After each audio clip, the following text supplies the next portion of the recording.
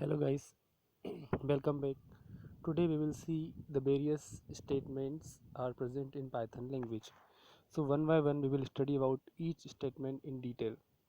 Okay, so let's start from simple statement. The first statement is simple statement. What is simple statement? Simple statement is comprised within a single logical line. Several statements may occur on a single line separated by semicolon. So as name suggests, is it what it is simple statement. Okay, just you have to assign values or any kind of uh, just like function or procedure you can write in this uh, simple statement. For an example, you can see count equal to 10. This is statement number 1. Class foo, this is the class and foo is the class name, and you are going to define class here. Pass is the part of this class foo. Okay, in this way you can define various kind of statements. So this is the example of simple statement. Now second one, we have expression statements. What are expression statements? Expression statements are used to compute and write a value, to call a procedure or function.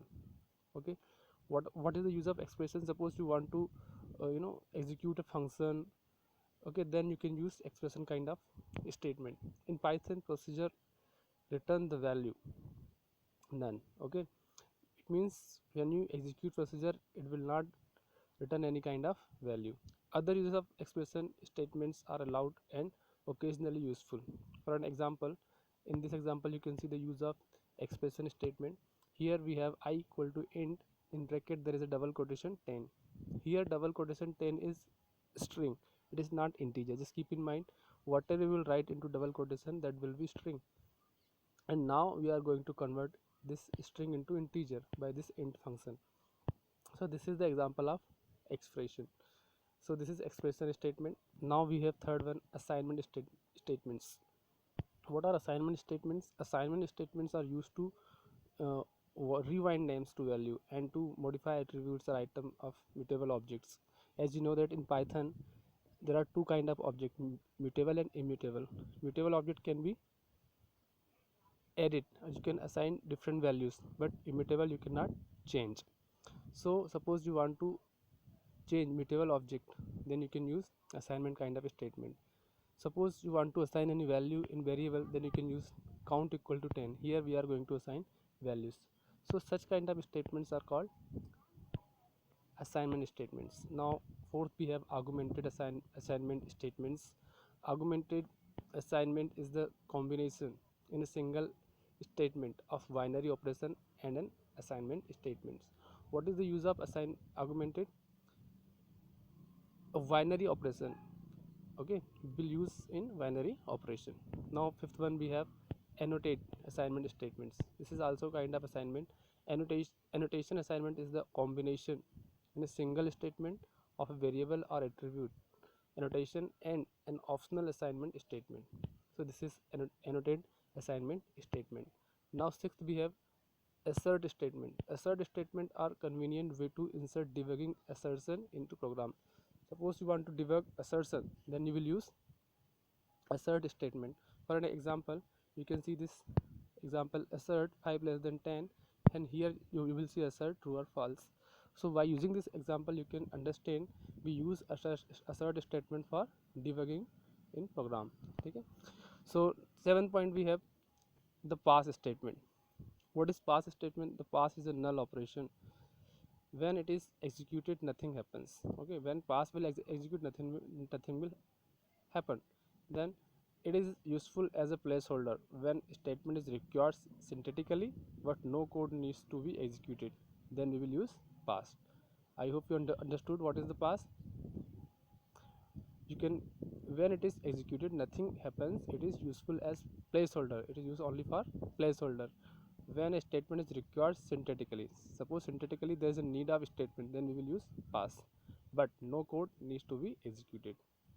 Okay, now you can see by this example diff foo, this is for function and we are going to write pass. Okay, so in this way we can use pass in our function. Now next statement, we have del statement. It is also called delete statement. Deletion is recursively defined very similar to the way assignment is defined. Rather than spelling it out in full detail, here are some hints. For an example, suppose you have taken a string variable name equal to Python and you have written del name. It simply means you are going to delete this string name variable. Okay, so del statement used for deleting the variable. Now ninth statement, we have the return statement. What is return statement? Return may only occur synthetically, nested in a function definition, not within a nested class definition. Okay, so return may only occur synthetically. Okay, for an example, you can see diff foo function return 10. It means after execution this function will return the value 10. Okay, in other languages we use return statement like C++. When function will execute, it will return the value of, okay, this function to the called function. Now 10th, we have yield statement. Yield statement is semantically equivalent to a yield expression. The yield statement can be used to omit the parenthesis that would otherwise be required in equivalent yield expression statement. For an example, you can see the yield statement definition, yield statement. Here is the function yield statement, and we have used an yield statement number 1. So in this way we will use yield statement. Now the raise statement, the 11th we have point, raise statement. What is the use of raise statement? If no expression are present, re-raise the last exception that was active in current scope. Just keep in mind, if no expression are present, re-raises the last exception that was active in current scope. If no exception is active in current scope, a runtime error exception is raised, indicating that this is an error. So indicating the error, we can use raise. By using this example, you can understand diff raise example, raise type error. Okay, you will, when the diff raise example will execute, you will see it will raise type error. It means it will execute this type error. Now the break statement. Break may only occur synthetically, nested in a for or while loop, but not needed in a function or class definition within that loop. Okay, so break statement break the flow of program or loop. Suppose you have taken numbers 1 2 3. Okay, now you are using for loop for num in numbers, and you are going to find out values numbers. Okay, if num greater than 2, then it will be break. If num value is greater than what, 2, then it will be break. Break means after finding this value, if condition is true, loop will further not execute. Okay, loop will not execute further. So break means when condition is true, the loop will be break. Okay, you will be out from the loop. What is continuous statement? In case of continuous statement, the particular statement after finding the condition will not execute and the remaining portion will execute. Let's see. Continue may only occur synthetically, nested in a for or while loop, but not nested in a function or class definition within that loop. It continues with the next cycle of the nearest enclosing loop. For an example, again we have taken example number 1 2 3. Now we are again going to find out the values in a loop. If num greater than 2, continue. If num value is greater than 2, it means this particular statement will be skipped and the remaining statement will execute in a loop. Now the import statement. How to use import statement? By using keyword import. The basic import statement is executed in 2 steps. Find a module, loading and initializing it if necessary. First is what? Find a module, loading and initializing it if necessary. Second one is was define a name or names in the local names space for the scope where the import statement occurs. So in 2 ways we use import statement. Let's see the example. Import collection. We have imported what? Collection. Now we have imported what? Import calendar scale. Now we are using aliasing also. We have import calendar, but we will use as cal. Now from CSV import dict reader. We have imported dict reader from CSV. So in this way we will import the module. Now 15 statement, we have future statement. Future statement is a directive to the compiler that particular module should be compiled using syntax or semantics that will be available in a specific future release of Python where the feature becomes standard. So this is the future statement. We will see future statement in our next video in detail. Okay, the global statement. What is global statement? Global statement is a declaration which holds for the entire current code block. It means you can use globally in your program. It means that listed identifier are to be interpreted as global.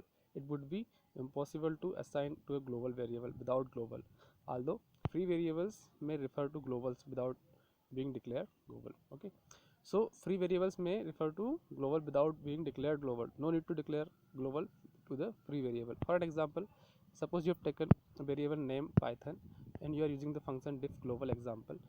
Now global name global state, this is what global statement, because you are using the keyword global, and here is the name variable name flask. Now you have assigned value to this global variable flask.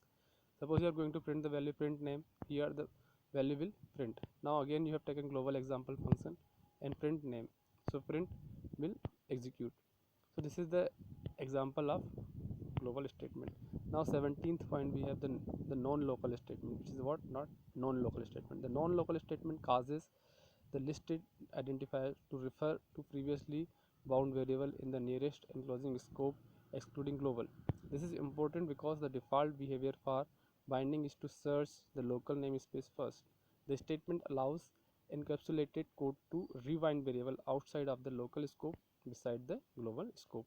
Now you can understand why a non-local statement by this example. Suppose you have taken function diff outer function. Now we have taken variable scope and we have assigned string local. Again we have taken diff inner function. In this is the outer function.